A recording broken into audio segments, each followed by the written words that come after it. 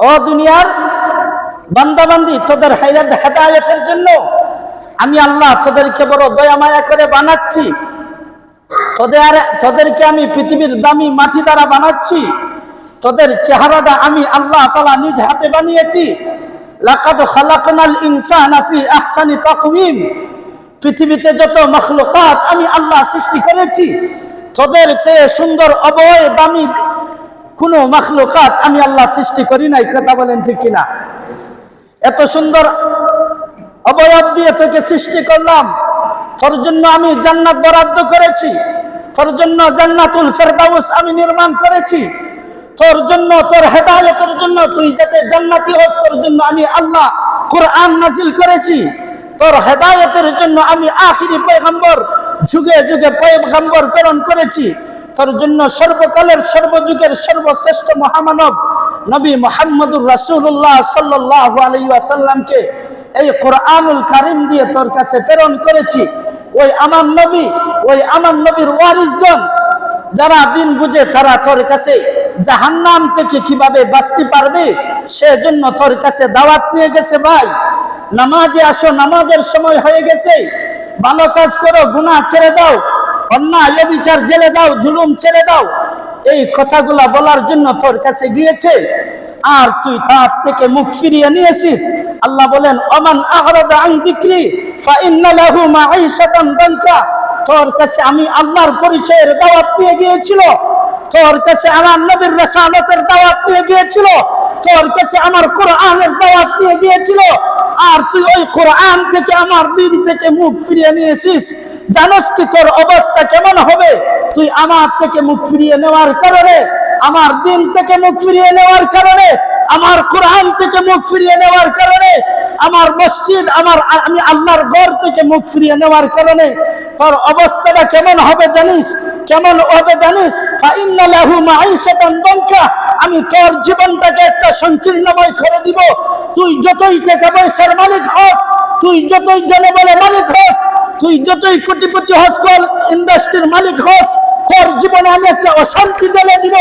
তুই কে শান্তি পাবে না, রাত্রে ঘুমিয়ে শান্তি পাবে না, সন্তান দিয়ে তুই শান্তি পাবে না, স্ত্রী দিয়ে তুই শান্তি পাবে না, তুই সমাজের মধ্যে শান্তি পাবে না, তুই রাষ্ট্রের মধ্যে শান্তি পাবে না, তুই এক অশান্তিময় জীবন যাপন করবে। আর কি করব আমি আল্লাহ তাআলা? এই শাস্তি দিয়ে তোকে ক্ষান্ত হব না। ওয়ানাহশুরুহু ইয়াউমাল কিয়ামাতি আমা। আল্লাহ বলেন, তুই আমার দিন থেকে মুখ ফিরিয়ে নিয়েছস, আমার কোরআন থেকে মুখ ফিরিয়ে নিয়েছস, আমিও আল্লাহ তোকে কিয়ামতের দিন অন্ধ বানাইয়া উঠাবো। বলেন নাউজুবিল্লাহ। আল্লাহ কি বলছে? তুমি আল্লাহর দিনের ভিতরে ব্যাপারে কি হইছো? অন্ধ হয়েছ, দেখো না দেখার বাহানা দর্শক। কথা বলেন ঠিক কিনা? আসেনি সমাজে এরকম?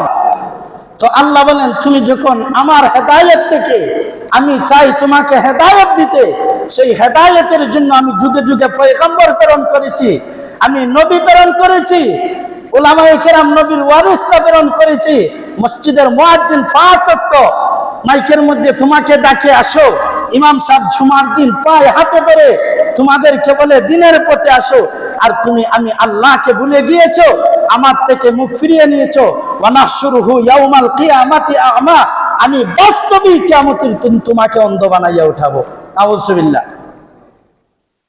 শুধু তাই নয়, আল্লাহ কি বলেন দেখেন, যখন তাকে কিয়ামতের দিন অন্ধ বানাইয়া উঠাবেন, সে বলবে, ক্বালা রাব্বি লিমা হাসারতানি আ'মা ওয়া কাদ কুনতু বাসীরা। এ আরশে আজিমের মালিক, এ রব্বে কাবা ও রব্বুল ইজ্জত, মাওলাই করিম, আপনি কেন আজকে আমাকে অন্ধ বানাইয়া কিয়ামতের দিন উঠাইলেন? ওয়া কাদ কুনতু বাসীরা, অথচ আমি দুনিয়াতে চাক্ষুষ্মান ছিলাম, দুনিয়াতে আমি দেখে দেখে চলাফেরা করেছি, আপনার দুনিয়া দেখেছি, চিনেছি, বুক করেছি, আমার দুনিয়াতে চক্ষু ছিল, আমি দেখতে পারতাম, কিন্তু লিমা হাসারতানি আ'মা, আজকে কেন আজকে আপনি আমাকে অন্ধ বানাইয়া উঠাইলেন?